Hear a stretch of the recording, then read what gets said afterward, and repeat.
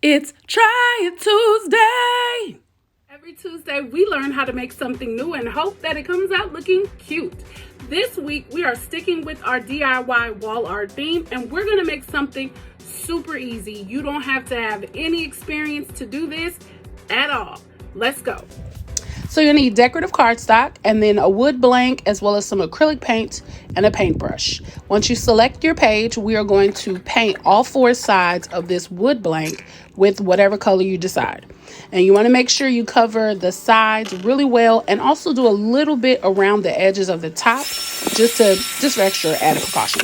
Now we're going to dry this and then add Mod Podge. First layer of Mod Podge is to glue your cardstock on, and just do this in sections so it's easier to keep it nice and neat and dry. And then afterwards, once it's dried for about 15 minutes, cover it with a coat of Mod Podge again to seal it. And now you have another cute piece that you can hang on your wall. It's good like this. You don't have to put anything else on top of this. I am going to cover mine with resin just for an added layer of protection and to show you the difference.